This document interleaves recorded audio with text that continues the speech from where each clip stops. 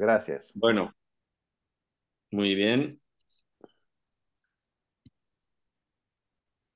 Bueno, lo primero de todo es dar las gracias a Julio por esta tan bonita presentación, la verdad, y cariñosa. Nos conocemos ya desde hace tiempo en la sección de hospitales de día de la AEN, a la que desde luego os invito que os apuntéis, toda la gente que no estéis apuntada. Es una sección viva que tratamos de compartir pues, en este mismo, en estos formatos amigables de compartir experiencias abiertas, horizontales y donde cada uno aprende o intentamos aprender los unos de los otros. Y por eso siempre mi experiencia es compartir estas diapositivas con vosotros. Ojalá pudiéramos compartir también materiales grabados que tenemos de Ponzano, pero desgraciadamente con los modelos ahora de Internet no nos dejan, por protección de datos, difundir imágenes, lógicamente. Pero bueno, ya nos puedo invitar, como hacía otras veces cuando estaba hablando de estas cosas, estando dirigiendo el Hospital de Día de Ponzano, pero sí que probablemente si escribís a los responsables actuales, pues a lo mejor podréis visitarlos y desde luego vamos a intentar organizar en algún momento de nuestras jornadas de hospitales de día dentro de la EN encuentros donde podamos compartir material ya a nivel más presencial y estábamos hablando antes de que eso era algo que podía ser útil, ¿no? Yo voy a explicar en esta primera parte, que espero que me lleve como unos 40 minutos aproximadamente, la experiencia y la parte y el marco más teórico de esta experiencia de hospital de día, efectivamente del proyecto Ponzano, que nació en el 2005, después de transformar el hospital de día del Hospital Clínico San Carlos, que estaba en en el, a ver si puedo pasar las diapositivas, que estaba en la octava planta del hospital clínico. Era un hospital de día más cercano a una válvula de salida de las personas que estaban ingresadas en la unidad de agudos, y cuando a mí me pidió López Ibor, con la transformación de todo el servicio de psiquiatría del Hospital Clínico San Carlos en una unidad de gestión clínica, que eso pasó en el 2004, me pidió que hiciera una experiencia de hospital de día también con modelo de gestión clínica, que veréis que eso es importante. Y yo le dije que me parecía bien, que la idea era poderme ocupar de un hospital de día, en general iba a ser para trastornos de la personalidad, y también quizá para trastornos psicóticos. Y yo hice un proyecto y dije que mi única condición fundamental es que el hospital de día, que hasta ese momento estaba en el hospital, estuviera fuera del hospital. Yo llevaba muchísimos años trabajando en centros de salud mental comunitaria, en ese momento desde el año 92 en el Centro de Salud Mental de Chamberí, y entonces me parecía mucho más importante poder hacer una experiencia de hospital de día en la comunidad. Eso implicaba tener un lugar. Yo trabajaba afortunadamente y teníamos la suerte en un chalet en la calle Ponzano, que tiene, si un día vais por allí, pues es un chalet aislado con un jardín bien bonito, 500 metros cuadrados en dos plantas y media, y era un lugar adecuado para hacer ese proyecto. Se parecía también a las Clubhouse y a otros hospitales de día como el proyecto Soteria y algunos otros sitios que habíamos ido conociendo a través de la ISPS, de la asociación que dirigía Manuel González de Chávez sobre los cursos de esquizofrenia, y habíamos compartido muchas experiencias de ese tipo, y me parecía que si yo podía ocupar de eso tenía que ser una experiencia comunitaria. López Ibor me dijo que sí, y entonces empezamos a reformar el chalet de Ponzano, que tenía muchísimas puertas y muchos vericuetos porque era más bien un centro de salud mental. Parte del centro de salud mental de Chamberí y la otra parte estaba en Modesto la Fuente, y lo transformamos en un chalet que fuera más convivible como para una experiencia de comunidad terapéutica de estructura multifamiliar, que era el modelo que íbamos a emplear básicamente. Entonces, estuvimos un año y medio haciendo reforma del edificio. Hicimos, entre López Ibor y yo, pues hicimos prácticamente los planos del edificio, porque no había, era un edificio antiguo que no estaba ni legalizado como a nivel para poder ser habitado. Y después de todo eso, de un año y medio de obras, más o menos, porque fueron lentas, pilló ahí parte de la crisis del ladrillo del 2006, del 2005, del 2004, ya estaba, pues empezamos a trabajar ahí en este modelo, que fue un modelo que llamé Proyecto Ponzano para poderlo compartir con todos los trabajadores de los centros de salud mental, que en principio iban a corresponder al Instituto de Psiquiatría y Salud Mental, que era lo que se fundaba en ese momento, Comunidad de Gestión Clínica, que es lo que cambió el paradigma de trabajo. y yo le dije, yo hago una unidad de gestión clínica como hospital de día y tú me dejas hacer dentro de esta unidad lo que nos dé la gana, entre comillas. Este fue un poco el compromiso a nivel de principios terapéuticos, etcétera. Le presenté el proyecto, lo fuimos consensuando con la red y salió adelante. Y por eso este hospital de día siempre se llamó Hospital de Día Ponzano o Proyecto Ponzano y empezó a andar con esas dos premisas, que fuera una unidad de gestión clínica, que fuera mesurable, medible y que fuera potencialmente rentable en términos de gestión clínica y por otro lado que pudiéramos hacer esta experiencia dentro de este modelo que voy a presentar yo ahora, ¿no? Es un modelo que es muy importante plantearlo y lo voy a plantear en un contexto como de la macroteoría, las metateorías grandes, voy a ir de lo macro, desde donde entendemos la salud mental, entendemos al ser humano y entendemos los principios básicos para este diálogo permanente entre el paciente, el equipo y la familia, y luego voy a ir un poco a lo micro, ya centrándome cada vez más en lo que hacemos directamente en el proyecto de Ponzano. Pero es importante entender estos principios generales, de hecho es lo más importante de todo, porque es lo que nos va a encuadrar la manera de entender y de vivir estas experiencias entre todos los componentes de esa gran familia que al final vamos a ser una red de salud mental con sus usuarios, con sus pacientes, con sus equipos, con sus programas de rehabilitación, porque es una red amplia y donde tenemos que reconocernos mutuamente para poder estar bien sincronizados a la hora de dar salida a estos pacientes en un recorrido evolutivo, en un proceso terapéutico que ni empieza ni termina en el hospital de día. El hospital de día es un lugar de transición para hacer parte de este proceso. Eso es fundamental. Necesitamos compartir la evidencia científica en un espacio de conocimiento es común y eso va a tener una parte experiencial pura y dura de cada uno de los componentes del equipo, desde su equipo multidisciplinar que venimos a converger en un hospital de día y luego va a tener una evidencia científica que tenemos que compartir. Para nosotros desde el principio fue fundamental compartir los paradigmas desde donde vamos a trabajar, y tú de quién eres y tú de dónde vienes, con los equipos, con la red y también con los usuarios y con las familias. Es muy fundamental trabajar desde el principio, yo se lo dije a López Ibor, en un equipo multidisciplinar, en este diálogo reflexivo, es un diálogo constructivo, permanente en todo el mundo. Lo que veréis en las diapositivas, que están, por ejemplo, los accesos a Internet, directamente son grabaciones para mí, grandes maestros que me han servido para entender lo que estamos trabajando. Y luego la bibliografía que aparece al final y que me podréis comentar si me escribís a través del Gmail cualquier duda que tengáis, es una bibliografía fundamentalmente en español desde donde nosotros hemos sacado esta experiencia, porque lo también que quiero deciros es que nuestra evidencia científica en hospitales de día se basa más en los libros, en conocimientos largos y a lo largo del trabajo de muchos compañeros y compañeras a nivel mundial que han pasado muchos años haciendo estas experiencias. Y no es un trabajo más centrado a veces en artículos pequeños y en pasos concretos, sino en este modelo más abarcativo, o por lo menos eso es lo que yo quiero presentaros.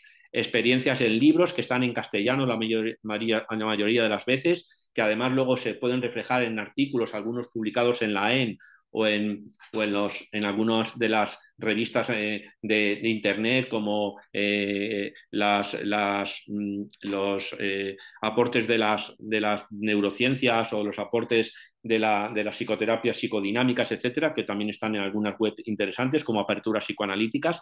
Y en fin, que hay muchos sitios donde podemos aprender y mi idea también es que este proyecto fuera un proyecto enseñable. Esto era muy importante. No solo y para eso había que tener un lenguaje sencillo, que eso viene mucho del apego y de Bowlby, en términos, digamos, entendibles, no con palabras complicadas del psicoanálisis o de tal, para que sin perder el rigor científico nos hiciéramos entender en este espacio compartido por nuestros usuarios, por nuestros equipos y por la red. Esto es muy importante. Es muy importante esta idea de la evidencia científica y del paradigma, porque luego hemos visto que los paradigmas, como dice Luis Yuri, que es uno de los grandes psicoterapeutas del apego, que murió hace poco, era de Rosario y compartimos mucho en IAN, tiene un libro precioso que se llama Teoría del apego para psicoterapeutas, dice el paradigma opera como un guión invisible y codetermina el curso de la terapia. Por ejemplo, cuando yo al principio empecé a supervisar casos de psicoterapias psicoanalíticas, mi maestro supervisor trabajaba mucho, era un freudiano muy clásico, con la interpretación de los sueños, y mis pacientes soñaban y yo interpretaba parte de esos sueños y los llevaba al supervisor, y luego 5 o 10, 15 años después, cuando fui derivando hacia terapias más relacionales, donde los sueños no era para mí el único, el principal buceo hacia el inconsciente del paciente, sino, por ejemplo, las relaciones, los pacientes empezaban a soñar menos y me decían algunos que habían tenido distintas etapas conmigo, pero ya no parece que usas los sueños y yo ya sueño menos, y efectivamente está condicionando lo que preguntamos, lo que escuchamos, codetermina ese curso de la terapia en estos ambientes relacionales. Quiero decir eso, que es muy importante. El paradigma como guión invisible más metateoría que vamos a trabajar en este modelo de Ponzano, de factores comunes a los encuentros terapéuticos, es el pensamiento complejo. Y el pensamiento complejo hay que pensar fundamentalmente en el gran, digamos, desarrollador del pensamiento complejo en todo el siglo pasado.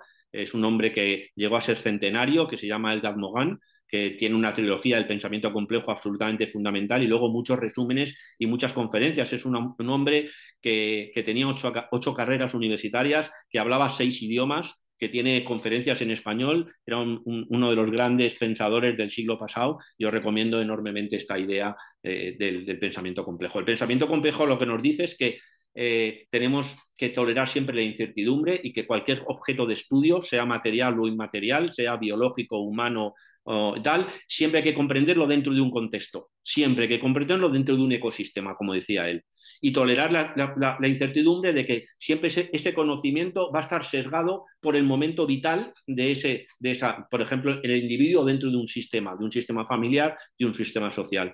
Lo que puede parecer una complicación para ciencias aparentemente más exactas, o para psiquiatrías más reduccionistas, o psicologías como la más biologicista, para nosotros es una gran ventaja. Os recomiendo enormemente trabajar sobre este modelo, que implica intersubjetividad y que implica apego de base innata, y que implica comunicación, crianza cooperativa y confianza epistémica, que vamos a ver, para intentar entender cómo funciona la mente y el ser humano dentro de un contexto. Lo que parece, digamos, que esa complejidad parece dificultad a la hora de hacer experiencia científica y tal, a nosotros se nos abre, al contrario, un campo de comunicación y de escucha muchísimo más rica, que donde la creatividad, pues, dejó de ser una dificultad, es una gran baza para esa sintonización y sincronización que queremos hacer. En realidad, estamos hablando que que hemos nacido con una mente y con un cerebro que está directamente, digamos, estructurado para la comunicación con los demás, que tiene eso, una neurociencia detrás y una investigación que hoy en día nos ha avalado un montón de intuiciones, digamos, dentro de las experiencias terapéuticas, que antes no teníamos ese aval de las neurociencias, pero ahora sí, para saber que esto es así.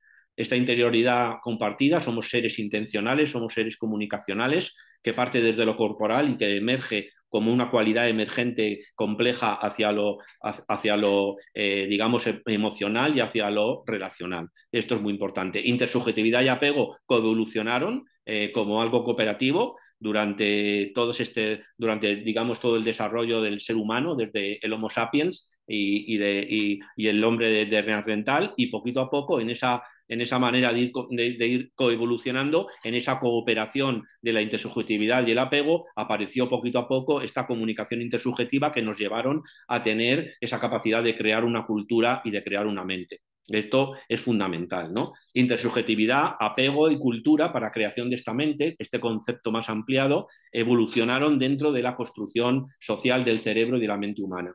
Esto parece una tontería, pero esta teoría es muy importante para centrar lo que luego vamos a hacer en un hospital de día, porque lo que vamos a intentar es crear estas condiciones adecuadas, tanto físicas como sociales, como ecológicas y como sociológicas, para esta cooperación avanzada, porque cuando a un individuo que está bloqueado, como veremos en el caso, y que está aislado y que tiende a aislarse, le ponemos en estas otras condiciones, es como cuando ponemos a un árbol que nos lo encontramos casi seco en una maceta pequeña y casi raquítico, le damos abono, le ponemos el sol, le ponemos en unas condiciones mejores, y poco a poco va desarrollando el potencial que había quedado, digamos, bloqueado. Estamos hablando de esa potencialidad, que en términos de Badaraco es la virtualidad sana, pero que lo podemos entender desde puntos de vista muchísimo más amplios. Pero es fundamental esta idea de lo de la cooperación. Somos unos seres cooperantes por naturaleza. Los estudios de Tomasello, ¿por qué cooperamos? El libro famoso de Tomasello nos han ayudado muchísimo a entender que estamos diseñados para la cooperación y que la intersubjetividad y la cooperación es una base motivacional innata que viene en nuestros genes y que luego tiene que desarrollarse dentro de un medio, que es el medio del conocimiento relacional implícito, donde cada cultura y cada sociedad nos va a ir determinando quiénes somos. De esto también se va a ocupar otro de los grandes sabios que os voy a mostrar, que es Boris Cyrulnik. El último libro que escribe, maravilloso, que resume toda su obra, se llama Psicoecología. Y ahí habla de que los seres humanos luego vamos esculpiendo nuestro cerebro dentro de un contexto relacional donde en función de cómo sea ese contexto vamos a crecer o nos vamos a atascar, vamos a tener resiliencia o no la vamos a tener. Esto engancha con esta idea de que siempre una persona se desarrolla alrededor de la participación de varias figuras humanas de apego, que con esas comunicaciones intersubjetivas cooperativas, pues vamos dándole, digamos, complejidad y escultura a nuestro desarrollo. Por eso es tan importante tener esta perspectiva del desarrollo dentro de un hospital de día, porque luego lo que os voy a contar es que lo que hacemos en un hospital de día cuando los pacientes entran es crear una nueva relación de apego, una relación de apego terapéutico que tiene sus características complejas, pero que tenemos que llevarle desde los atascos que tienen estas personas y estas familias hacia los apegos seguros que van a crear autonomía y van a crear nuevas relaciones y nuevas capacidades de estar en el mundo. Vamos a poder pasar de la desconfianza epistémica a confianzas epistémicas que se dan en esta nueva relación terapéutica como una relación de apego. Cuando hablamos de una relación de apego es que es una relación que tiene base segura y que tiene componentes emocionales de comunicación intersubjetiva y donde nos importan lo que les pase al otro realmente y hacemos esta respuesta sensible. La teoría del apego llevó a este desarrollo luego de la confianza epistémica, que es un término interesante que desarrollaron también luego Fonagy, Bateman, Lorenzini y la gente del apego, para decir que en la manera en que salimos al mundo a podernos relacionar bien tienen que ver cómo nos hemos criado. Si no nos hemos criado de manera segura, haciendo que podemos confiar en los seres humanos, cuando vamos a salir a la sociedad a través de esa primera socialización que aparece a partir de los 4 o 5 años, vamos a tener serias dificultades y si esas dificultades son enormes, nuestra manera de estar luego en el mundo va a estar sesgada por estas grandes dificultades. Cada cultura tiene esos rituales para poder hacer este trabajo. Hay rituales más individuales, familiares y sociales, y son acciones simbólicas que crean hogar y comunidad. Esto nos engancha con el último trabajo que os voy a presentar y la última historia que creo que es interesante, que engancha la parte de ciencia con la parte de filosofía y de humanidades, que ya lo dijo Wilson, que es el trabajo de Han. Precisamente justo hoy Byung-Chul Han le acaban de dar el premio Princesa de Asturias de Comunicación y Humanidades, porque ha presentado todo este trabajo de cómo la sociedad actual neoliberal y capitalista crea bastantes dificultades para crear rituales de comunidad, para estar con el otro. Estamos invadidos por la comunicación más bien de información y no tanto de comunicación emocional. Estamos perdiendo la vecindad y esa capacidad de crear esos hogares y eso está dando la contradicción de en una sociedad de que aparentemente hay abundancia y que aparentemente hay libertad y en teoría todos nos relacionamos de manera aparentemente más democrática y más igualdad, estamos teniendo serios problemas todavía de salud mental, incluso algunos más en alza, sobre todo como son los trastornos de la personalidad. Esto se entiende un poco como que la evolución y el sentido de la experiencia de la existencia humana ha ido evolucionando, entendiendo desde la rama de la ciencia, pero también entendiéndolo desde las ramas de las humanidades. Wilson, que tiene un libro maravilloso que está en la bibliografía que se llama El sentido de la existencia humana, otro centenario, un experto en hormigas y un gran biólogo, habló del sentido de consiliencia, que es esta manera de poder entender cómo un ser humano está dentro de un contexto ecológico para poderlo entender. Yendo ya más hacia lo que nos interesa, los nuevos paradigmas están en sistemas motivacionales relacionales. Esto es muy importante porque estamos pasando de paradigmas de entender la salud mental y al otro más individuales, que es el paradigma del psicoanálisis, es el paradigma de las terapias cognitivas, por ejemplo, de Piaget, a sistemas motivacionales humanos mucho más complejos de relación con el otro.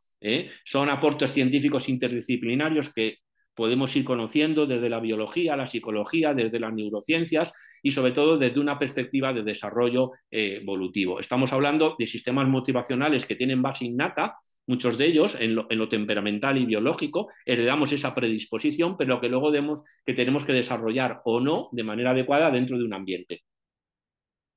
Y ese ambiente veréis que es el ambiente de la familia. Y es un ambiente que luego tendremos que co-crear de manera adecuada en un hospital de día para que realmente tengamos una potente arma terapéutica hacia la autonomía y hacia la salud mental. Todo esto es un complejo y un contexto que va a lo largo de todo el ciclo vital de todos nuestros usuarios y por eso es tan importante entender la vida de esas personas, saber de dónde han venido, cuáles son sus relaciones, cómo han sido sus, digamos, transmisiones transgeneracionales de su cultura, de su manera de estar con, de sus amores, de sus dificultades, de sus duelos, etc. Los sistemas motivacionales se van cambiando a lo largo del ciclo vital, lo veréis, de manera compleja, se organizan de forma jerárquica, es decir, en cada momento de la vida hay un sistema motivacional que toma más importancia que otro. Imaginaros el sistema motivacional sexual de buscar pareja aparece a partir de la adolescencia con la aparición de las hormonas sexuales. Antes había estado más dormido. El sistema motivacional que tiene que ver con la competencia de buscar unos logros de sí mismos y la competencia afiliación social aparece hacia los 20, 30 años. En ese periodo es muy importante para posicionarnos en la sociedad. Todos se interrelacionan de una manera compleja y todos tienen que ver en un marco cibernético. O todo va bien, círculos viciosos, círculos virtuosos hacia el desarrollo y la complejidad, o todo va mal, círculos viciosos que nos llevan a veces hacia el estancamiento y hacia el bloqueo. Esto es un modelo de los que nosotros trabajamos como sistemas motivacionales, pero hay muchos. Este es un modelo que tiene que ver con el apego en el centro y la confianza epistémica, que es la manera en que el apego se transmite dentro de una sociedad, con la homeostasis, la conservación, con un sistema de cuidados y apegos que son complementarios, con el sistema de motivación, porque hemos nacido para cooperar y para ser curiosos con los demás dentro de una comunidad social, primero la familia y luego ya nuestros vecinos, el colegio, etcétera. Y luego hay un rango social de afiliación que nos lleva al sistema cultural. La mente tiene una intencionalidad compartida, la mente es este proceso que nunca termina a lo largo del tiempo, que tiene raíces biológicas en el cerebro, pero también en el cuerpo, pero es esta mezcla que aquí le he puesto de manera sencilla, pero en realidad es mucho más compleja, a través de la intersubjetividad, que eso significa que somos condicionados innatamente a tener curiosidad por aprender del otro, las neuronas espejos, la neurociencia nos han dado muchas pistas sobre esto, tenemos que relacionarnos dentro de un sistema de cuidados. Ahora el apego y los sistemas de cuidado pueden ser un montón de modalidades familiares, entre comillas, y a partir de ahí entramos en la sociedad poquito a poco dentro de esta manera de la crianza cooperativa, en un modelo de cultura y en un modelo de institución social. Nosotros compartimos una definición operativa de la mente que amplía la idea del cerebro biológico, ¿no? Esta definición operativa de la mente que la publicamos en este libro de Cortina y Marrone que se llama Apego y psicoterapia de Juan José Martínez, otro de los grandes terapeutas del apego que murió también hace poco y que yo le mando un homenaje, fuimos muy amigos, trabajaba en Sevilla y en Londres. Habla de esto. Partimos de la idea errónea de que todos tenemos más o menos la misma mente, consecuencia de la herencia filogenética, pero en realidad, como decía Machistretti y Jan Sermet, cada cual tiene la suya. Lo que le damos es esta disponibilidad neurobiológica para crear una mente, buscando a otras mentes para conectar. Fijaros que esto en un hospital de día es fundamental. Es un proceso siempre afectivo, cognitivo y que emerge desde lo corporal, pero que luego está en las relaciones significativas que establecemos con otros sujetos y tenemos que estar siempre conectados con los demás. Y es necesario para tener una buena salud mental desarrollar un sentido de mutualidad o de agencia, con intimidad y con reciprocidad. Veréis que a veces lo que se queda atascado o lo que viene atascado o lo que viene retrocediendo dentro de una situación traumática con los chicos y chicas que llegan a un hospital de día, tenemos que crear nosotros esa especie de familia ampliada para, digamos, empezar a desenredar y empezar a desbloquear lo que viene bloqueado por estas historias de vida que muchas veces son muy desgraciadas. Nosotros vamos a trabajar y regular los patrones de flujo de energía y de información, pero en la vida real. Y esto es muy importante porque trabajamos muchísimo en el aquí y ahora.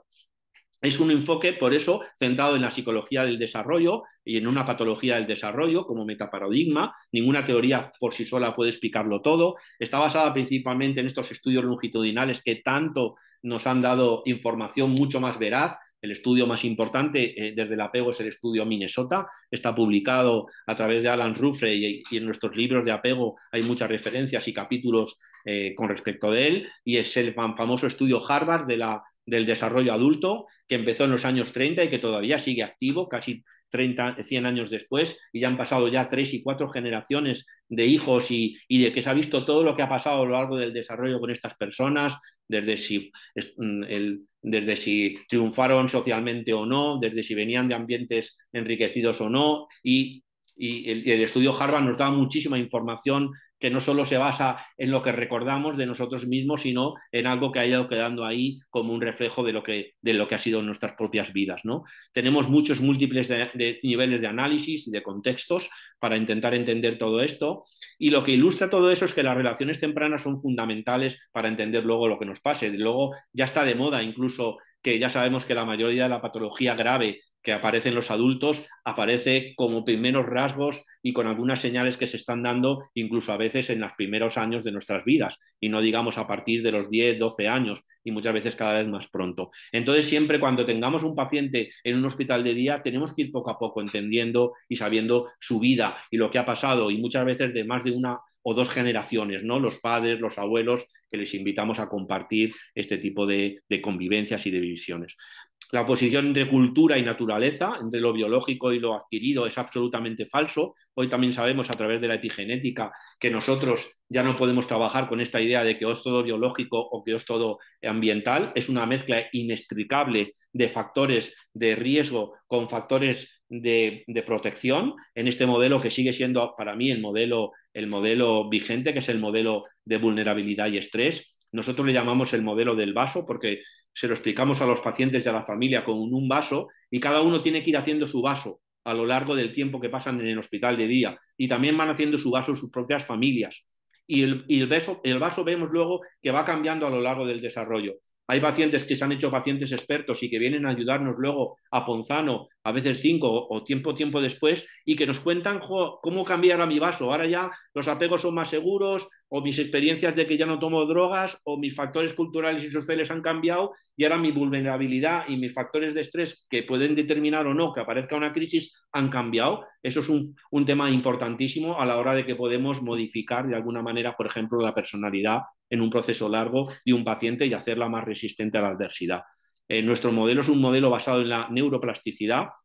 Es un modelo súper optimista en el sentido de que ya el diagnóstico de esquizofrenia o el diagnóstico de ansiedad social y tal no nos determinan si el paciente no se va a curar en el sentido de llegar a ser suficientemente funcional en esta sociedad, sino que lo que determina es algo mucho más complejo. El modelo del vaso es que hay que ocuparse de la parte genética y por supuesto del temperamento, pero luego hay que ocuparse de entender los apegos desde donde han ido naciendo y creciendo estas personas que vienen a Ponzano. Ahí vamos a juntar, porque muchos de ellos hemos visto, antes se creía que no, que también tienen experiencias traumáticas de malos tratos, de negligencia, etcétera, que aparecen muchas veces sin que puedan ser recordados porque son memorias que se quedan ahí en el cuerpo en los primeros años de vida y también después, que los factores y determinantes sociales y culturales de la salud mental cada vez están más establecidos, pero que no hay que pasarse de frenada en el sentido de pensar que solo son que la salud mental solo está determinada por la cultura y por los determinantes sociales, sino que es esta mezcla permanente, y que todo eso se va desarrollando hasta el primer inicio de la personalidad adulta y de personalidad adolescente, que de alguna manera es la primera, digamos, núcleo duro para podernos enfrentar a la sociedad y ver cómo nos vamos a adaptar, porque todo es un mecanismo de adaptación. Cuando en esa etapa de mecanismo de adaptación los pacientes se someten al estrés de la vida cotidiana, pues entonces pueden aparecer crisis. Y las crisis simplemente, que nosotros le llamamos el modelo del iceberg, explican, y los síntomas explican parte de lo que tenemos que entender.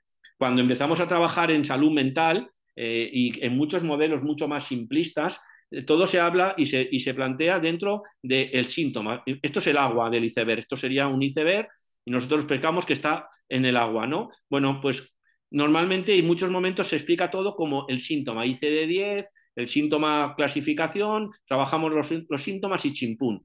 y el agua es como si estuviera aquí. Y todo esto era lo biológico en parte. Hoy nos hemos dado cuenta que no es así. Hemos ido bajando poco a poco el agua y el iceberg ha ido saliendo a la superficie para entender la complejidad del ser humano, cómo se va creando este tipo de problemas que luego aparecen con el nombre de esquizofrenia o de trastorno bipolar o de trastorno límite de la personalidad como síntoma, como colección de síntomas estadísticamente determinados, pero lo que hay debajo es todo esto.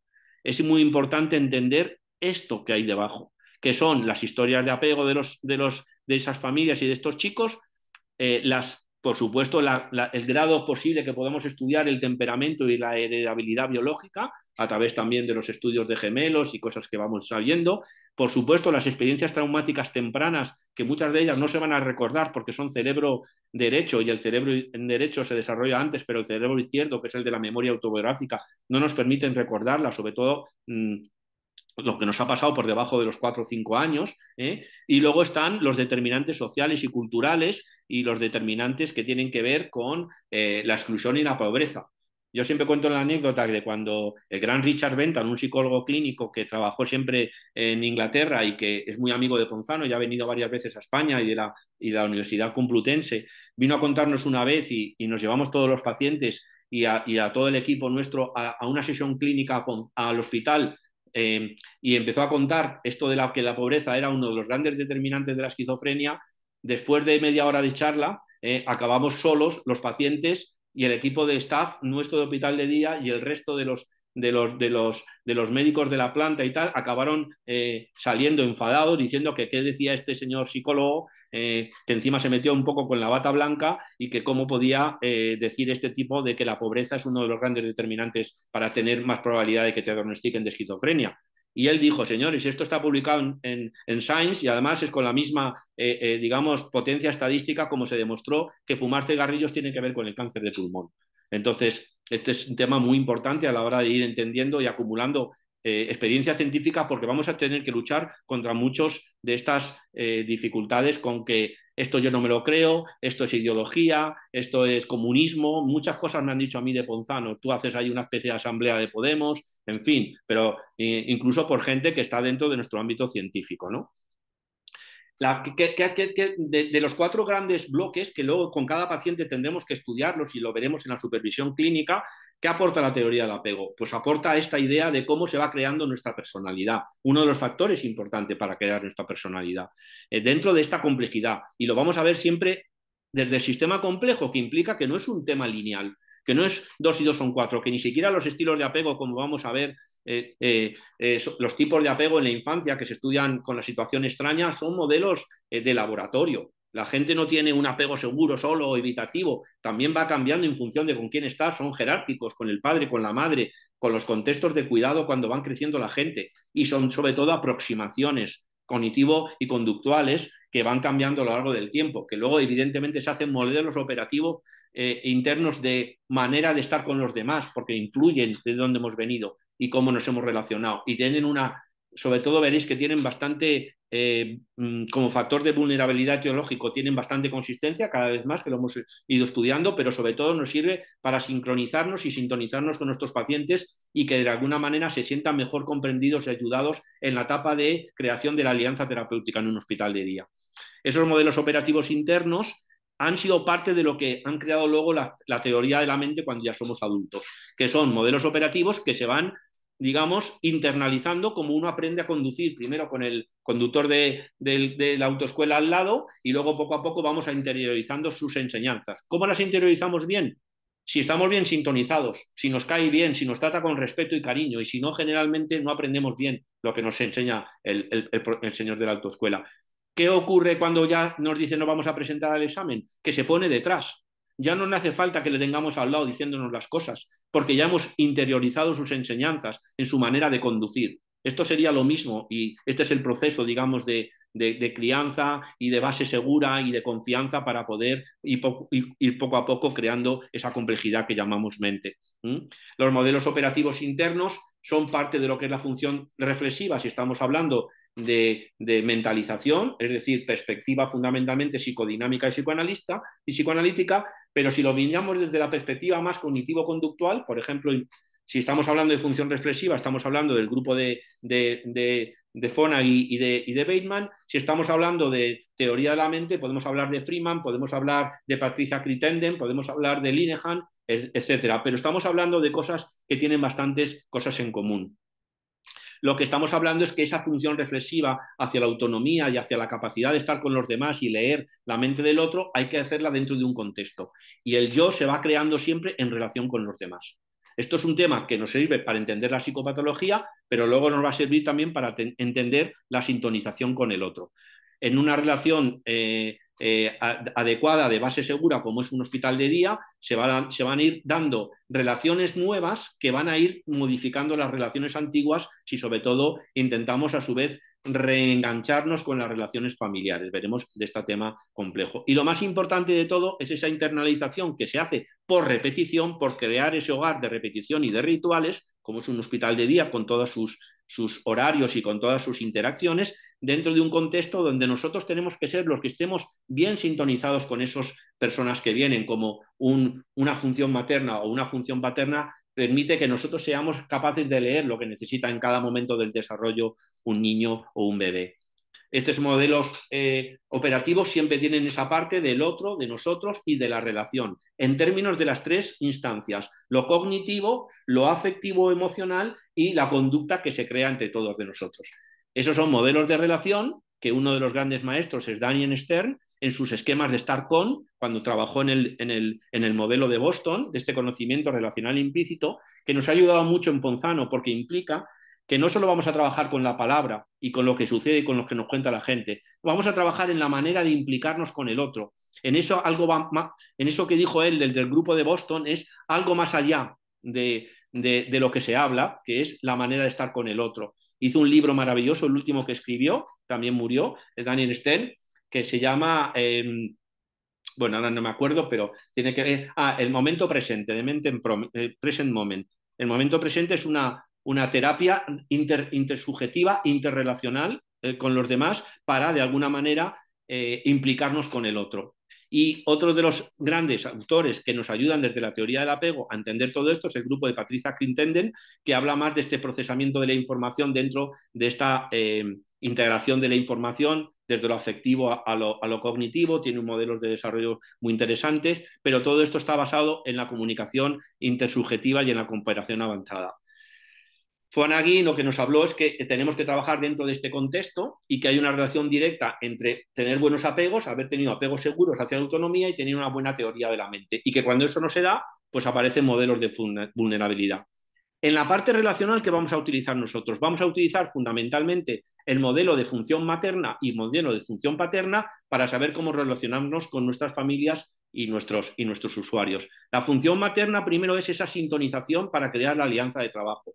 Y la función paterna, que no, por eso ya no lo puede hacer un padre o una madre en función hoy en día de los estilos de crianza y de los tipos de familias, significa función de tercero, de introducir el otro dentro de las relaciones, para romper la individuación-separación, para romper la dualidad de quedarnos en una constelación maternal.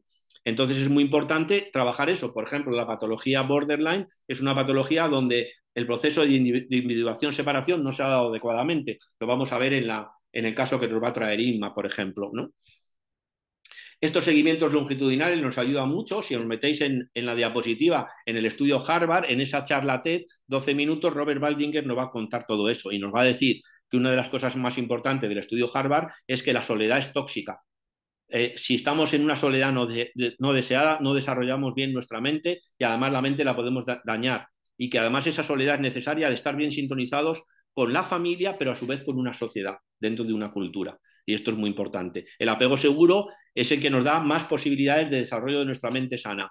Autoestima alta, afecto positivo, pedir ayuda cuando es necesario, autonomía para cuando tenemos que hacer desarrollos de nosotros mismos, como estudiar o conseguir una carrera, sentido siempre de agencia y del otro, y empatía y capacidad para la intimidad, que es como un músculo que se puede, digamos, desarrollar o se puede estropear. Estos estilos de apego nos van a dar, cuando son apegos inseguros, más vulnerabilidad y nos iluminan la psicopatología y luego nos iluminan la manera en que nos vamos a comunicar con nuestros pacientes. Esto es muy importante. Los apegos seguros proporcionan resiliencia hacia la adversidad, los apegos inseguros proporcionan vulnerabilidad no lineal hacia determinados tipos de patología. Los apegos más preocupados y ambivalentes, que en España y en el ambiente latino son aproximadamente el 20-25% de los apegos inseguros, tiran más hacia una mayor posibilidad de tener trastornos de la personalidad y trastornos afectivos. Sobre todo el apego preocupado ambivalente más grave, organización límite de la personalidad, no solo TLP en el sentido CIE 10 o DSM, sino esta organización límite, esa manera de estar, que veremos que nuestra usuaria tiene parte de eso.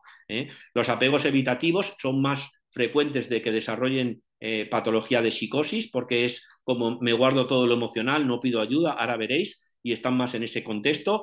Y los apegos desorganizados, que no todo el rato una persona está en modelo de desorganización permanente, sino ha tenido momentos de desorganización o tormentas afectivas de desorganización, están absolutamente relacionados con la existencia de adversidad temprana y de trauma y de mecanismos de disociación, que no puedo explicar en estos pocos minutos, pero que son muy importantes para entenderlo. Entonces, nosotros lo que vamos a ir viendo es cómo eso nos da este tipo digamos, de aproximación. Cuando en Ponzano sabemos que viene alguien más con una patología introyectiva, con una patología más de la psicosis de retracción y de quedarse aislado, vamos a saber más que en principio puede tender más a esos apegos evitativos y desorganizados. Y tienen que ver con este tipo digamos, de diagnósticos que se han ido demostrando que tienen una cierta relación no lineal con todo eso y está publicado. En el apego evitativo y en el tipo de psicoterapia o de abordaje que vamos a hacer, son gente que son resistentes al tratamiento psicoterapéutico, que suelen negar la necesidad de pedir ayuda como autoprotección, porque nunca han confiado en la gente, porque la gente al final les acaba fallando, porque siempre al final se pone antes el otro que uno mismo, dificultades con el compromiso de los tratamientos, son los que menos síntomas relatan, porque son memorias fundamentalmente semánticas, estoy bien o mal, pues no sé lo que me pasa, no saben ponerles nombres, impiden deshacer las historias en ese trabajo narrativo, tienen una historia idealizada de sus relaciones familiares que luego, si nos pusiéramos más en contacto, en vez de con la memoria semántica, que es memoria de cerebro izquierdo, con la memoria episódica y en la manera de estar con ellos, memoria de cerebro derecho, aparecen todas estas otras historias de tormentas afectivas y de decepciones. Esta mañana supervisaba un caso en el hospital, en el Príncipe de Asturias, de una señora de 49 años que decía que todo estaba muy bien con sus padres y luego en las relaciones, cuando apareció la madre, todo el rato era odio y hostilidad. Y en cambio decía que se llevaban bien. O sea, pero luego en esta especie de estar con el otro y cuando nos contaban episodios, realmente las cosas iban como en esa especie de dobles mensajes o mensajes que no están bien comunicados entre ellos. Nuestro abordaje psicoterapéutico orientado del apego nos va a permitir esa sintonización y crear el clima terapéutico adecuado. La sintonización es tratar al otro al principio como es. Por ejemplo, yo pongo siempre el ejemplo de que nos encontramos a un amigo con un bebé y el bebé tiene pocos meses, le tenemos que hablar al bebé con el lenguaje del bebé. Y si no le hablamos con el lenguaje del bebé, ¡ay, hola, qué pequeñito y tal! El niño se asusta. Y con el lenguaje del bebé le podemos estar llamando hijo de puta y en cambio se va a sintonizar, va a tener una sonrisa y va a estar bien conectado con nosotros. En cambio, ese mismo niño, si nos lo encontramos 10 años después, no le podemos seguir hablando con el lenguaje de bebé. Si es un adolescente, le tenemos que decir, ¿qué pasa, chavalote? ¿Cómo va la cosa? Que decir, tenemos que ser nosotros los que nos estemos continuamente enganchando con el otro en esa sintonización para crear este clima. Esto es muy, muy importante. En el apego evitativo, el terapeuta se siente atrapado en ese desierto emocional porque las personas evitativas suelen tapar todos sus aspectos emocionales. No es que no lo sientan, es que no están dentro de los aspectos relacionales. Esto es muy importante. Cuando hay desorganización, trauma y síntomas psicóticos, estamos viendo que hay una mezcla compleja de todos estos temas.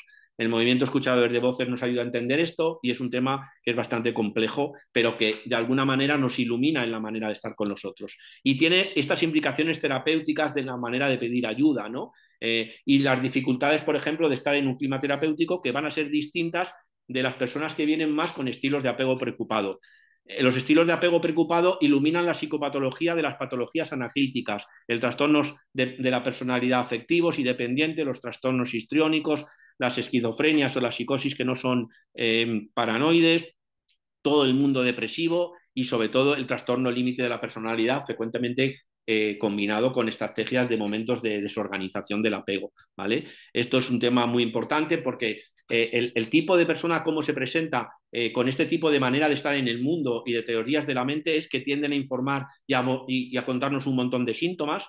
Un chico, por ejemplo, evitativo, cuando viene del fin de semana y le preguntamos qué tal, te dice, pues bien, lo de siempre, ¿y qué has hecho? Pues estar con mi familia y jugar al fútbol y apenas nos cuenta nada afectivo. Cuando viene un chico más desde el apego preocupado, ambivalente, ¿qué tal el fin de semana? Joder, Diego, desde que salí al hospital de día, pues me encontré con un colega y luego mi madre y se me perdió el móvil y luego me puso mala cara y yo digo, joder, resúmete un poco, porque si me cuentas todo lo que pasa, nos vamos a estar 3 días para contarme el fin de semana, porque es todo lo episódico, es todo lo emocional que está ahí metido, ¿no? Y entonces, si yo le digo, no, resúmeme mucho, joder, es que no me quieres escuchar, vaya mierda de terapeuta que eres, a ti te importa esto un pepino y tal, y no sé cuántos, ¿no? Como el modelo de esta interacción, el modelo de que contamos, de verdad que influye un montón todos estos modelos de apego y cómo nos hemos ido criando dentro de un contexto o de otro. Veremos cómo es esta paciente dentro de este contexto de modelos de vinculación. Los apegos preocupados son modelos mucho más que tienen que ver con esto de desconfían de la afectividad de pediaduras, son pacientes muy absorbentes, impiden hacer historias y el terapeuta se siente atrapado en todo este mundo emocional complejo, ¿no? Nosotros trabajamos todo esto dentro de los factores comunes a una psicoterapia. Si el apego es más desorganizado y vienen mucho más desestructurados, estamos hablando de traumas muy importantes y de trauma complejo. Y ahí tenemos que incorporar necesariamente las terapias corporales. Esto es absolutamente fundamental, ¿vale? La neurociencia del trauma nos da muchísima información de cómo va esto. Las personas que vienen con muchos traumas complejos son personas que se bloquean, son personas que de repente se quedan mudas, que están hablando de que algo va muy bien y se les cae no, si me lo pasé fenomenal el fin de semana y se ponen a llorar y no saben por qué, porque están todos estos mecanismos disociativos muy complejos y entonces hemos incorporado un montón de terapias más corporales para poder tratar de entender lo que le pasa a estos pacientes y eso hacemos mucho a través de la terapia ocupacional, pero también ocuparme de los signos corporales dentro de nuestras terapias grupales. Esto es que el hemisferio derecho y el hemisferio izquierdo no están bien sintonizados y no están bien ocupados. Hay una terapeuta muy interesante que se llama Pamela Fuller, que tiene este libro que es la terapia SHIELD, que es la terapia sobrevivir, existir, vivir, que nos dicen cómo nosotros, sintonizando con los pacientes, en nuestra relación terapéutica, una vez que se crea esa alianza, vamos a ayudar al paciente a pasar desde la etapa de venir en modo supervivencia, como está esa paciente, al modo existir, cuando ya el otro existe, y el modo vivir, que es cuando desarrollamos nuestra potencialidad de virtualidad sana. Trabajamos en esta intersubjetividad y en este proceso de cambio, trabajamos con esta alianza terapéutica de sincronización y sintonización, y el vínculo como algo que nos va a permitir trabajar sobre lo funcional y no fundamentalmente sobre los síntomas, nos va a permitir crear este clima terapéutico. ¿Qué pasa en Ponzano? Pues en Ponzano, que vamos a tener una relación terapéutica que la media que pasa un paciente en Ponzano es una media de 1 año aproximadamente, puede venir en distintas fases, nos permite reactivar estos apegos. Primero van a ser los apegos que traen los pacientes, pero vamos a crear uno nuevo, que es en la relación terapéutica con el equipo, como una familia ampliada, y vamos a ir sintonizándonos afectivamente y vamos a tratar de traer nuevos modelos operativos internos que vayan mezclándose con los antiguos. Es como potabilizar un agua que está despotabilizada, no solo porque potabilicemos eso pequeño, sino porque lo metamos en un tanque de agua con mucho más agua sana y al final esa parte se va disolviendo porque también muchas de las patologías y de los síntomas son mecanismos de defensa, si lo entendemos desde el punto de vista psicodinámico. Vamos a ir haciendo psicoterapia en este contexto relacional intersubjetivo, vamos a ir desarrollando esta empatía emocional en la manera de estar con el paciente, no solo en lo que hablemos en las sesiones de terapia, y vamos a trabajar sobre estas polaridades de la parte anaclítica, es decir, emocional de la personalidad, y la parte cognitiva, y vamos intentando que todo eso se vaya madurando e integrando de manera natural. Cuando el paciente está en un contexto mucho más abierto a esa experiencia y de base segura, la integración hacia la salud se produce de una manera absolutamente natural y eso es muy importante. Si le damos suficiente tiempo y en un clima terapéutico adecuado, que es esta herramienta de trabajo fundamental. Tiene que ser seguro, ser acogedor, tenemos que personalizar la atención en esas necesidades adaptadas a las necesidades, como es el modelo nórdico, dentro de ese diálogo permanentemente abierto con los demás e intentar crear un vínculo seguro. ¿Cuáles son los principios básicos entonces de esta intervención integral? Pues el que nos presentó, por ejemplo, en la ISPS el proyecto Soteria, que es una comunidad terapéutica, ayuda inmediatas en la crisis, porque la crisis es una oportunidad de cambio. La gente tiene más capacidad de cambiar cuando está en crisis. Nosotros siempre queremos que los pacientes vengan con la crisis abierta, no cerrada. Eso hemos hecho que con baja medicación, que los pacientes que cuando empezó Ponzano, el tiempo medio de un primer episodio o de un segundo, un tercer episodio de los pacientes que venían a Ponzano en la planta duraba alrededor de 21 días y ahora el GRD de psicosis lo hemos reducido a 6, porque intentamos que vengan cuanto antes mejor. Y muchas veces vienen mientras están todavía durmiendo en la planta, para facilitar ese enganche. Intervención precoz e intensiva cuanto antes en los estados mentales de alto riesgo y un trastorno grave mucho mejor.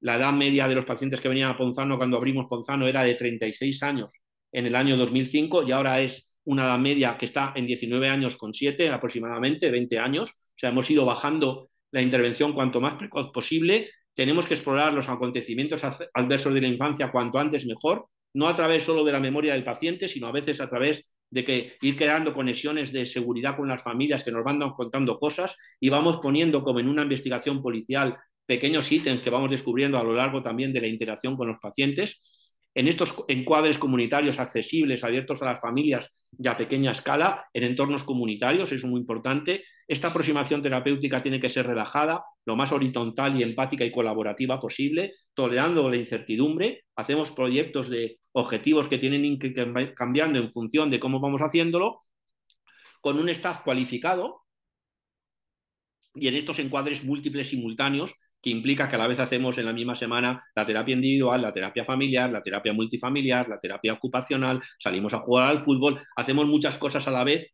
como imitando lo más posible a lo que llamamos un efecto campamento de verano, ¿no? Donde de alguna manera la comunidad terapéutica es esta manera donde nosotros nos encuadramos en la vida cotidiana de los pacientes. Y luego hemos incluido las terapias corporales desde el principio. Por ejemplo, para nosotros una terapia corporal es armar un equipo de fútbol o armar un grupo de teatro o armar una sesión de baile o una excursión al campo, etcétera, etcétera, ¿no? El proyecto Ponzano le hemos llamado psicoterapia focalizada en los vínculos simplemente por el tema de poder vender el producto, pues tipo americano, y que se pueda identificar, pero es algo muy amplio, ¿no? Psicoterapia y rehabilitación precoz desde el principio, modelo de rehabilitación basado en la recuperación desde el principio, desde el primer momento, contando con la red de rehabilitación si es necesario, compartir la misma información para pacientes, familias y equipo, participación familiar a todos los niveles y formatos desde el primer momento, elaboración de metas y expectativas realistas de manera fase específica, primero sintonización, sincronización, luego trabajo y luego finalización, con unas estrategias de baja medicación. La medicación solo debe ser una escayola, y cuanto a menos mejor y poquito a poco y desde luego creando esta especie de base segura que tiene que ser, digamos, el hospital de día. Usamos los distintos modelos terapéuticos también en función de qué persona ha venido al equipo multidisciplinar y cómo se ha formado. El tratamiento adaptado a las necesidades es el modelo nórdico, el diálogo abierto, las terapias multifamiliares de Badaraco o también la terapia interfamiliar de Sempere, que lleva muchos años y llevamos muchos años haciendo formación, la intervención de terapia ocupacional, todas las terapias familiares sistémicas, pero las de otro tipo son importantes, y creamos este ambiente de base segura. Y para eso tiene que ser un hospital de día para mí en la comunidad, que sea de fácil accesibilidad, con espacios al aire libre, de una seguridad pero que no sea vigilada. Ponzano no tiene vigilantes de seguridad, Ponzano está con las puertas abiertas, Ponzano está sin vestidos no estamos vestidos digamos, de personal sanitario. Hay confort, hay privacidad, hay dignidad, está abierto con una perspectiva también de género de cuidados y tiene una máxima tolerancia en lo posible a las diferencias culturales y a las actividades ocupacionales, y el propio, digamos, equipo cuida en parte de la estructura. Es una dinámica siempre en fases, organización con niveles de cuidados y con horarios lo más flexibles posible. Las actividades que hacemos en estos encuadres múltiples simultáneos tienen que ver con la actividad de grupo como una asamblea, y nosotros utilizamos la comunidad terapéutica de estructura multifamiliar como la base del encuadre más grande. El espacio físico en Ponzano es este chalet que os he contado, donde los chavales pueden entrar y salir, donde pueden tener el teléfono, pero también hay unas taquillas, donde intentamos crear este hogar desde el punto de vista de la ritualización de base segura, y donde las actividades son estas: un tratamiento farmacológico a baja dosis, una psicoterapia individual que intentamos que sea semanal, pero es bastante flexible. La atención familiar es también bastante flexible con las escuelas de familias y con el grupo de terapia multifamiliar, que coexisten los dos. Al final, la media de trabajo con las familias a la semana es una media de unas 3 horas semanales. tratamos a veces también de intentar entender lo que ocurre en la casa. Nosotros no prohibimos que los pacientes se relacionen fuera del espacio de Ponzano y durante los fines de semana para que nos lo puedan contar y para poder participar. Y hay un proceso de seguimiento posalta muy flexible. Por ejemplo, todos los pacientes que han estado en Ponzano pueden venir al grupo multifamiliar siempre que quieran y a veces también participar como veteranos en las terapias de las escuelas de familias, etcétera, etcétera.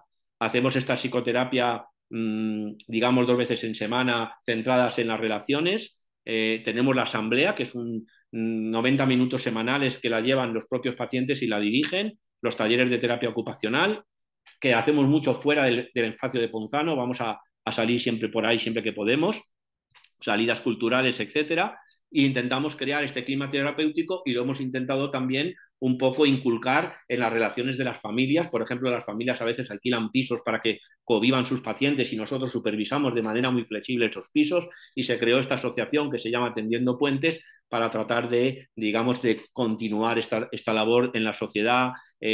Estas familias, y es una asociación muy flexible, a veces hay mucha participación, otras veces se pierde el hilo, lo vuelven a retomar y tratamos de ayudarles. En un momento dado la asociación estuvo en la Casa de Cultura del barrio, ahí también llegamos a hacer los grupos multifamiliares, pero el gobierno de Almeida cerró las casas de cultura, tuvimos que volver a los cuarteles de invierno, que es el hospital de día, también después de la pandemia, pero bueno, pudimos hacer todo este proceso. Y bueno, pues espero que a toda prisa os haya valido esta presentación, intentando mantener en lo posible, digamos, el tiempo. Y bueno, pues muchas gracias. Detrás de todo esto está aquí la bibliografía que cualquiera de vosotros a través del Gmail me podéis querer que comente. Y bueno, no sé si hay que hacer el descanso o me podéis preguntar algunas preguntitas, no sé lo que pensáis, Julio, y a disposición. No, Ay, muchas gracias, Diego. Yo creo que podemos dar eso. Toma agua, por favor, que ya estaba preocupado. Podemos dar un tiempo si hay preguntas, ¿no? ok, En el chat o si quitamos la presentación y nos podemos ver, las a ver, personas voy que a quieran compartir. dejar de compartir. Muy bien, muy bien. Diego, comentabas del hospital de día como un lugar de transición y es cierto que es un espacio, ¿no? Que brinda la oportunidad de poder conocer, ¿no? Esta relación con el otro, de generar un nuevo vínculo, ¿no? Una experiencia distinta, experiencia desde el respeto, porque traen su historia personal, su historia vincular, tanto la persona que está en el hospital de día como también su familia, ¿no? Porque ahí confluyen varias historias. Sin embargo, bueno, en Cataluña tenemos una condición que generalmente sacamos y es la temporalidad, que tenemos un tiempo muy justo, son 3 meses, un tiempo donde llegamos a tocar cuando ya se están yendo y hay una sensación pues que se repite, muy traumática, de abandono, de vacío, ¿no? Hablabas tú también de los vínculos fuera del hospital de día, los vínculos con los demás recursos que también necesitamos cuidar, ¿no? Para establecer esa red vincular que pueda respetar y entienda, ¿no? La realidad de ese otro. Entonces, claro, es una dinámica que en ocasiones nos genera dificultad, nos pone a pensar mucho, ¿sí? De cara a ese posible abandono y también a no poder rescatar ese vínculo en otros recursos, que es algo que nos suele pasar.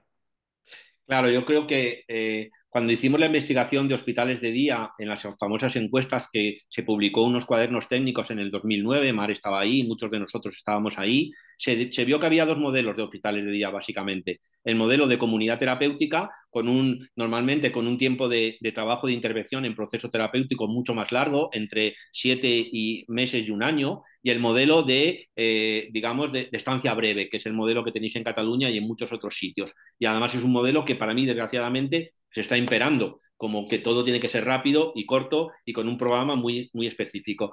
Y se vio que son dos modelos totalmente diferentes. Yo creo que yo puedo hablar de la maravilla que es tener el modelo de Ponzano y de cómo durante ese año ganamos tiempo. Luego ganamos capacidad de que las pacientes luego a la larga, aunque parezca más largo y más caro, a la larga ganamos tiempo, hay mucho menos reingresos, hay mucho menos consumo de medicación, hay mucho mejor trabajo hacia la comunidad luego y el seguimiento con la red, porque durante los 9 meses estamos continuamente vinculándonos con la red de salud mental.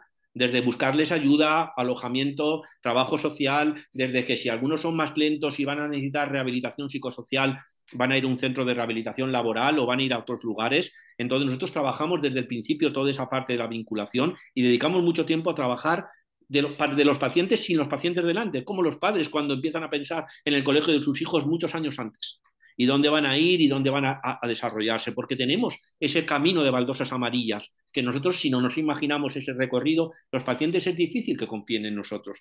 Nuestro hospital de día no se podría concebir solo con 3 meses de trabajo y ya tenemos que ir. Entonces tendríamos que meter ese hospital de día dentro de una especie de tratamientos intensivos ambulatorio mucho más amplio para mucho más sincronizados y pasarnos la información unos de a otros y los pacientes lo debían de saber desde el primer momento que estamos dentro de una red bien sincronizada, porque si no, relativamente, lo que estamos haciendo casi siempre es repetir las historias de trauma de las familias.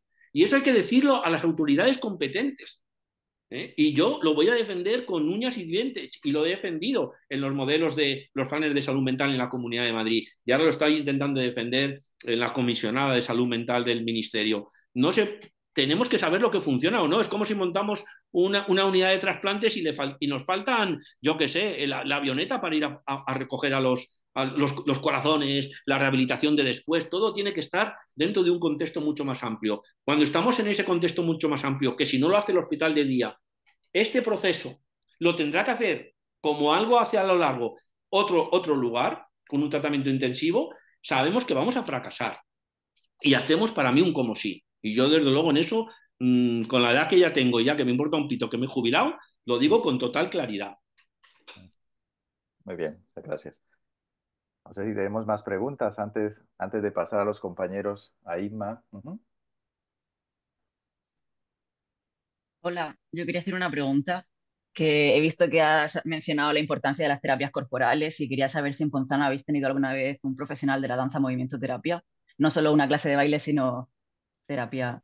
Pues una de las cosas que tiene el problema de la sanidad pública, por lo menos en Madrid, es la dificultad de incorporar profesionales que no estén dentro del catálogo de profesionales del Servicio Regional de Salud, en este caso del SERMAS. Entonces, nosotros hemos tenido algunas aproximaciones de danzaterapia y tal con personas que voluntariamente han venido a hacer en algunas experiencias porque hacían trabajos universitarios o porque sencillamente han conectado con nosotros y tenían ganas de compartir la experiencia con nosotros y ha sido súper útil y las tenemos grabadas y ha funcionado muy bien y ojalá las pudiéramos incorporar porque el equipo multidisciplinar puede ser mucho más amplio, pero eso implica convencer a las autoridades, eso implica romper un poco esto. Si yo tuviera una especie de hospital de día privado en ese sentido, ¿contaría con ello? Desde luego que sí, porque creo que cada profesional aporta un conocimiento, aporta una evidencia que es insustituible en parte. ¿La podemos de alguna manera hacer los demás? ¿Qué podemos hacer de? Pues sí, si yo tengo el conocimiento puedo aproximarme un poco, pero no es lo mismo que si viene alguien, por ejemplo, desde esa perspectiva. Y eso lo veo muy claro. Y claro que incluye, y creo que además cada vez más las terapias deben ser más incorporar estas maneras corporales, porque también es la manera de estar en grupo de otra manera, en realidad, y desbloquea un montón de procesos que están bloqueados. Lo hemos visto claramente. Pero he de decir que nosotros a veces, por ejemplo, organizando un equipo de fútbol, que nosotros lo hemos podido hacer organizando una función de teatro sin pedir permiso, lo bueno cuando dice la gestión clínica es que lo que pasa de puertas afuera de Ponzano es distinto a lo que pasa de puertas adentro. Si yo pido permiso para hacer, por ejemplo, una barbacoa con una barbacoa literalmente de carbón en Ponzano, un lugar del servicio sanitario, me lo prohíben. Si yo voy a hacer una batucada, como hemos hecho, han venido a hacer tal, me lo prohíben. Si yo voy, entonces yo lo hago y no pido permiso y luego lo voy incorporando. Si me pillan, oye, que te hemos pillado en tal sitio, digo, bueno, ya, pero es que esto es terapéutico, demuéstrame que no, pues a veces me lo prohíben y a veces no. Pero también implica que los profesionales seamos un poco atrevidos en ese sentido. ¿Cómo podemos ser atrevidos unos profesionales?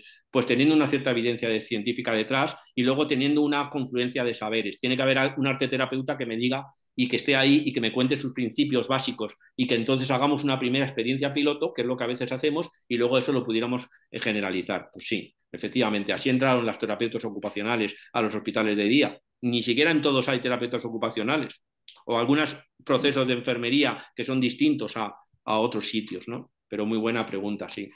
Gracias.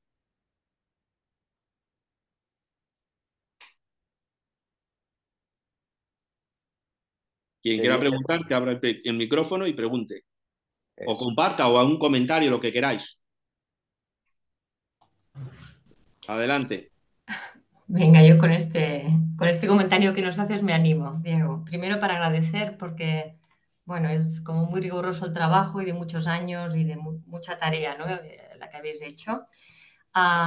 Yo estoy en Barcelona, he trabajado 22 años en un hospital de día de adolescentes, de los que tenemos un promedio de estancia de un año, lo digo porque es cierto que como modelo en Cataluña los procesos están pensados para hacer atención así en periodos de 3 meses, 4, pero hemos resistido algunos servicios, sobre todo yo diría más en adolescentes que en adultos, francamente, intentando defender que para conseguir un vínculo, justo una relación de confianza, que un chico o una chica se involucre en algo en este proceso, que ponga algo propio y que realmente haya, como decías, algo de transformación y de cambio, se requiere tiempo. Y bueno, entonces los promedios son un año, quiere decir que hay procesos de 2 años a veces o así, y otros que a lo mejor en 5 o 6 meses pues ya es suficiente, dependerá. O a veces procesos que por lo que sea no es el momento y después de intentarlo no es posible hacer toda una continuidad más larga.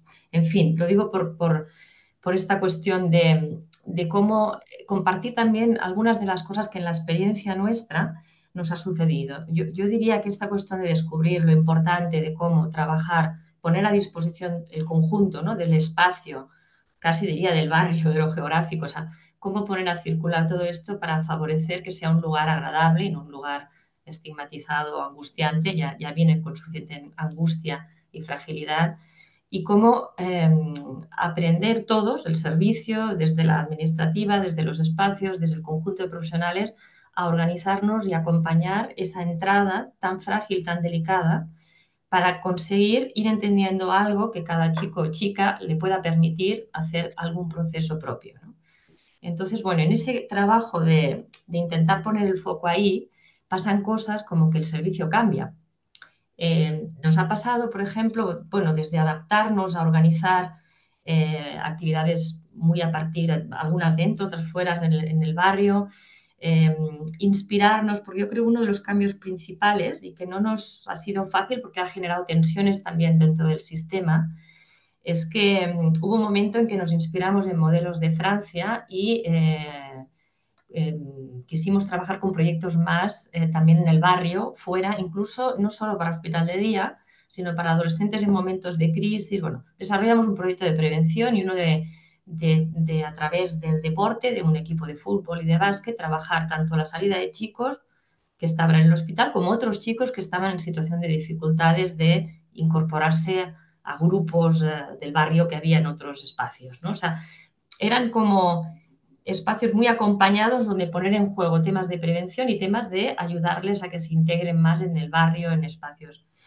Nos pasó que todo eso cambia, transforma el sistema, entró, bueno, nos vinieron presiones por todos lados, como que de alguna manera eso no era un hospital de día, eso no nos tocaba a nosotros, tocaba al CESMIC, bueno, muy difícil, muy difícil. Es Pero difícil. logramos una cosa y ahí ya paro, ¿no? Logramos cambiar el nombre del servicio y dentro del cambiar el nombre había una transformación interna también del equipo. En lugar de hospital de día se llama la Casa Jove de la Marina es el barrio. Y en ese nombrarlo así, la filosofía y la manera de hacer la apuntalamos dentro de lo que hayamos cambiado por dentro y dentro de lo que les explicamos también a los chicos cuando llegan, ¿no? Un poco esa idea no tanto hospitalaria, no tanto de estigma, sino de un espacio donde si ellos se sienten bien, cómodos y pueden venir, quizás podemos entender algo de lo que les pasa y ver si ellos quieren que algo de lo que les pasa cambie, ¿no? Bueno, la última cosa, y ahí abro la pregunta, es la importancia del trabajo de equipo, el desgaste del trabajo de equipo a lo largo de los años. Yo ahora hace 2 años que no estoy y estoy haciendo la tesis doctoral justo sobre el tema de la alianza terapéutica interdisciplinar en el hospital de día, porque creo que es, bueno, que es apasionante lo que sucede allí y todo lo costoso de trabajar y retrabajar día a día, los vínculos también en la alianza propia entre los profesionales. Creo que requiere que la institución eso también lo cuide. No sé vuestra experiencia y un poco cómo valoras. Y gracias. Bueno, pues la verdad que te felicito, la verdad, porque es muy interesante todo lo que planteas y cómo a veces tenemos que renombrar los espacios y los sitios. Yo por eso nosotros al final la gente nos conoce como la casa de Ponzano, el sitio de Ponzano, o sea que Ponzano es la calle, se llama así, y ayudó mucho y cada uno la manera en que cada uno lo pueda nombrar como para que lo pueda habitar y para que lo pueda crear un hogar, tiene que ser muy flexible, porque efectivamente hay algunos que el concepto hospital ya les asusta, otros al contrario, les ayuda a sentirse seguros y al final vamos viendo que en función de esos modelos de vinculación hay una cosa diferente. Cuidar el equipo creo que tiene dos aspectos muy importantes. La institución que nos abarca, y mi experiencia en la institución que nos abarca es terrible, es dificilísima. Yo he sido durante todo este tiempo el director y trataba de estar dentro del equipo y luego representar al equipo en el comité de dirección, en nuestro caso, porque era una unidad de gestión y tal. Y ha sido muy difícil y tienes que hacer esa especie de intermediación, mediación compleja, porque no te sientes muchas veces ni escuchado ni representado, muchas veces al contrario, te sientes que generas desconfianza, efectivamente.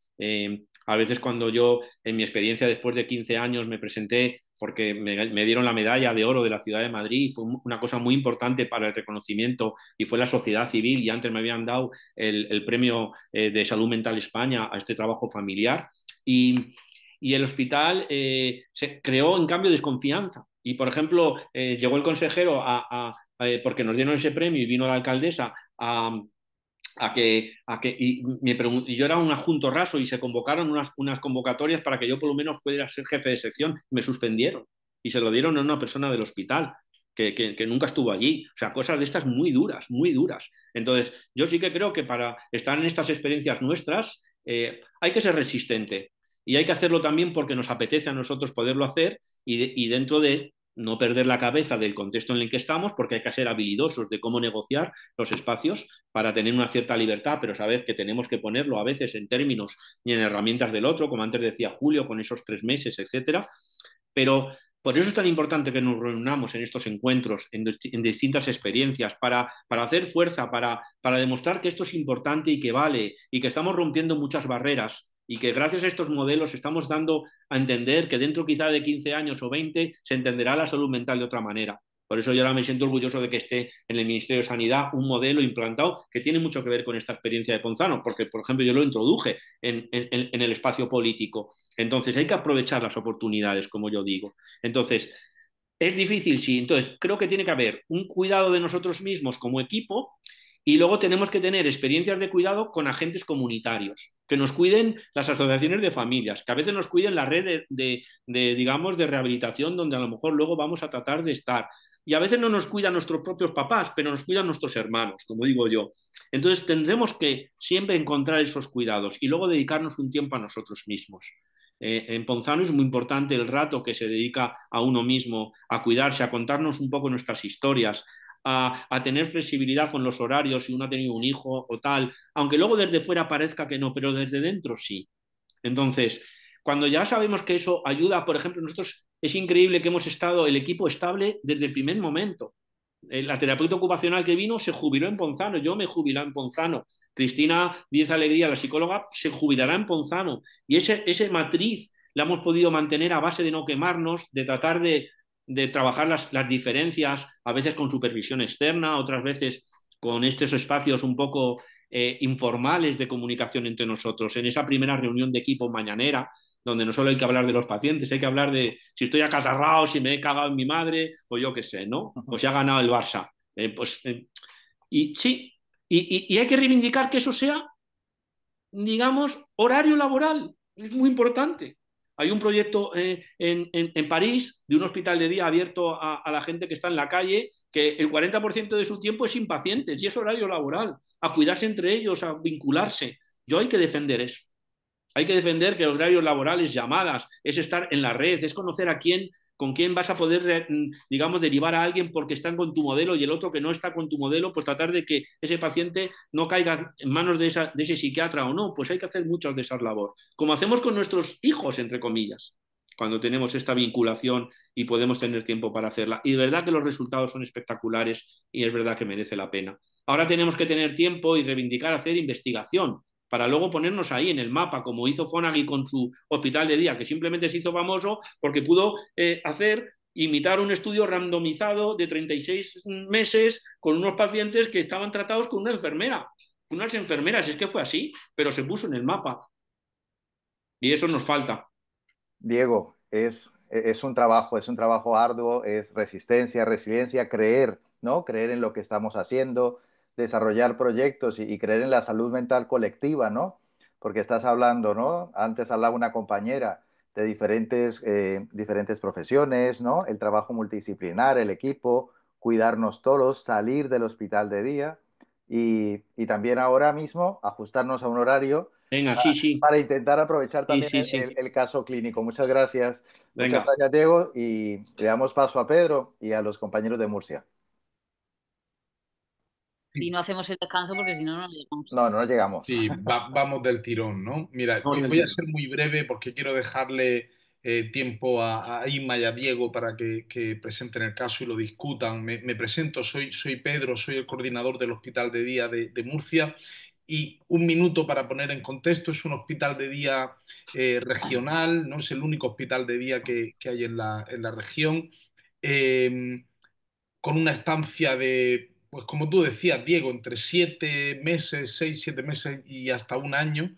Y quizás lo más importante para poder entender ahora es que son grupos muy heterogéneos, tanto en el sufrimiento o el diagnóstico que tienen los usuarios como en la edad, ¿no? Van desde los 16, aunque pueda parecer un poco extraño, desde 16 años hasta 65, ¿no? Pueden coexistir en el mismo grupo. Y bueno, queríamos traer Inma López, que es la psicóloga que ha tratado a esta chica, ¿no? Eh, un caso bueno, puede ser prototípico, puede ponernos o puede hacernos